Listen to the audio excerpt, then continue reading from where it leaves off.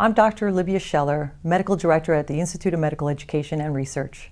Welcome to IMA reporting live from American Society of Hematology 2011 meeting. I have Dr. Gail Roboz, who is the Director of Leukemia Program and the Associate Professor of Medicine from the Weill Medical College of Cornell University. Thank you so much for joining us today at the American Society of Hematology 2011 meeting. Thank you for the invitation. It's a pleasure to be here. So it's been really exciting times when it comes to acute and chronic leukemias, and what I'd like to go over is some of the new exciting data. There's been quite a few randomized trials that came out at this meeting. Can you go over some of those trials? Absolutely. I think there's a lot of information from ASH this year which is quite relevant to practicing doctors, and it's also exciting because the scientific accomplishments at the meeting in AML were quite remarkable during this meeting. But first, some of the clinical data. So the first thing that I think is coming out that's very important about AML is that personalized medicine is almost here. We don't quite have personalized therapies yet, but patients are being increasingly divided into specific clinicopathologic subgroups based on their cytogenetic and initial molecular testing. And one of the things that's coming out at the meeting that's the hardest, I think, for clinicians is that there are what feels like a gazillion different mutations being identified in AML. But actually, what was gone over in the education session for AML is that the period of mutation discovery might be coming to a close. The impression is that within the next couple of years, we're going to know all of the different mutations that characterize AML, which is a very exciting development. But it gets better because it seems that there are driver mutations, the ones that really matter, that are going to be identified as prognostically relevant. So right now, clinicians are usually just dealing with FLT3, NPM1, and CEBP alpha. And we do expect that in the next few years there are going to be a couple more added to that list which are prognostically relevant. But what's exciting is that clinical trials are being designed currently and are available currently that divide patients into different therapies based on some of these molecular findings. For example, a large clinical trial was presented from Germany following up on some previous work looking at the effect of ATRA, or all-trans retinoic acid, when added to conventional chemotherapy in patients with an NPM1 mutation. And as their previous data had suggested, they actually do show a survival benefit for the addition of ATRA to this subgroup of patients, again, specifically those who are NPM1 mutated but without a FLT3 ITD. These are findings that can't be applied immediately to clinical practice, but they do suggest that patients with that particular molecular background should be treated possibly differently from other patients.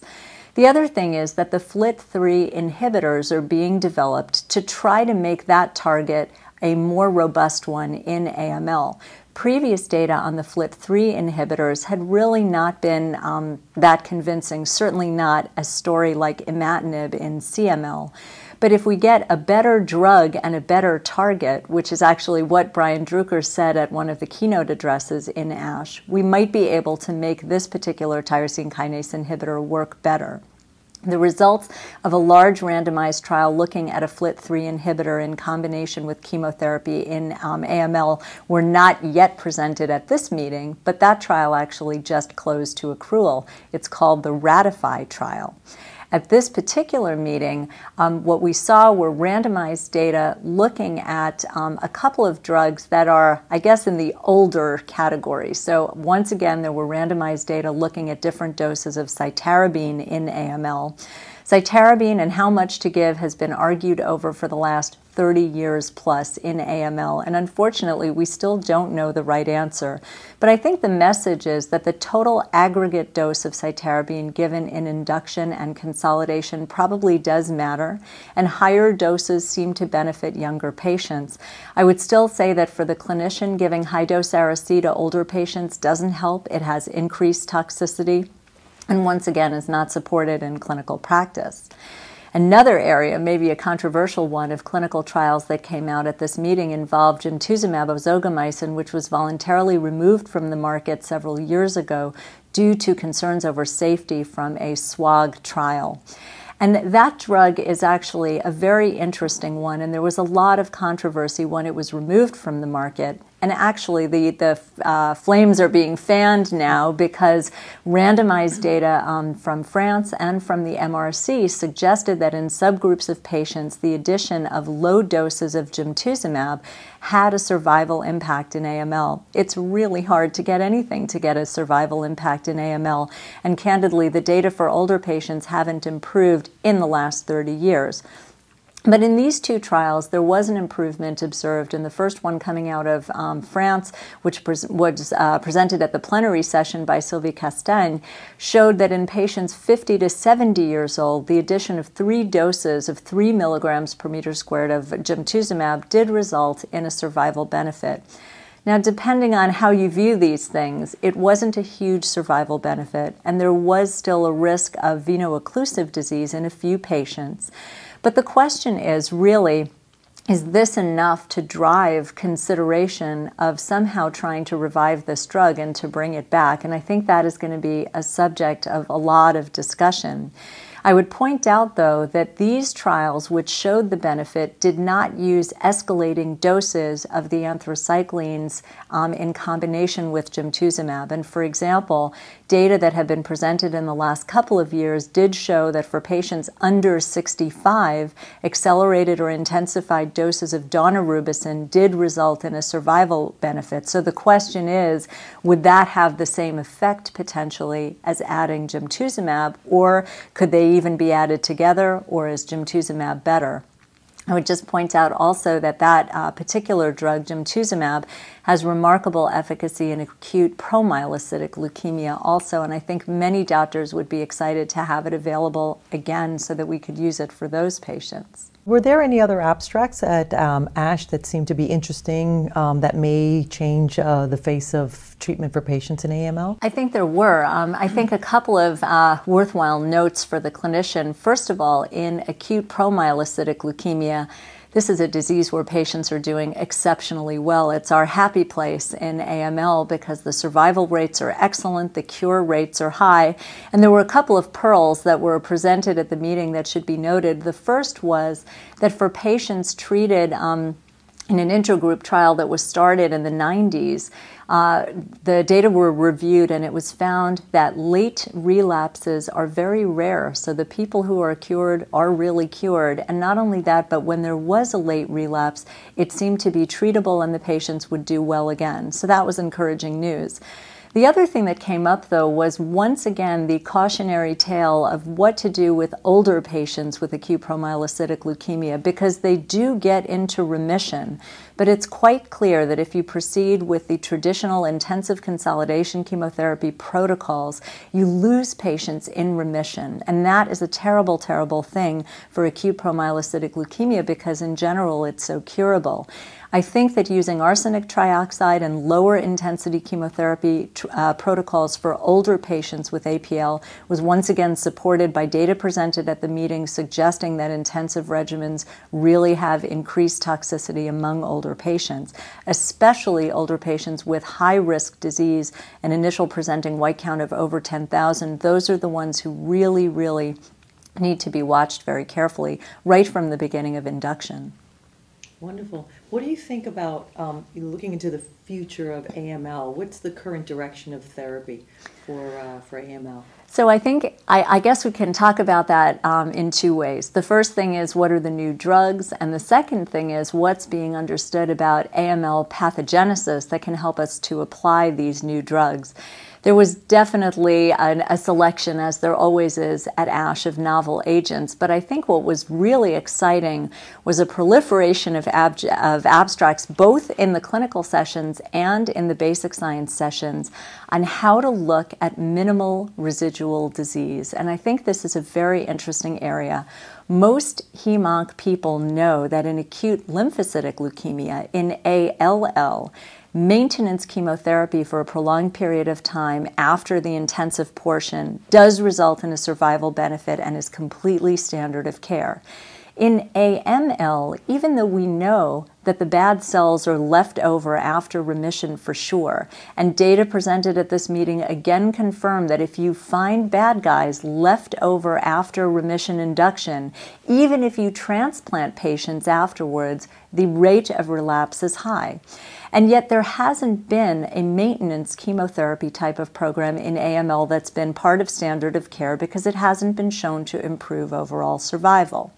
Well, at this meeting, there have been a lot of efforts to try to make clinically relevant and usable measurements of minimal residual disease.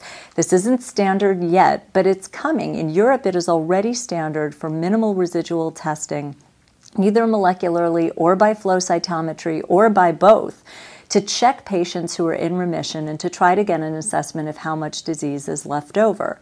In the meantime, the question is, are these cells that are left over the same ones as what the patient started out with? Or have they been altered? Have they been mutated? Are they different from what the effects of chemotherapy were? Or have they been altered in other ways so that your treatment after remission needs to have some special sauce? It needs to be different from what the patient got initially. The concept is that novel agents might be added to both induction, consolidation, and then long-term maintenance strategies. And in this meeting, I think several pathways emerged as potentially interesting for this. The first was the hedgehog pathway, and there were data presented suggesting that, first of all, the hedgehog targets might be upregulated in AML and might prove to be either AML stem cell or AML leukemia progenitor cell targets that are relevant in considering how to use hedgehog drugs.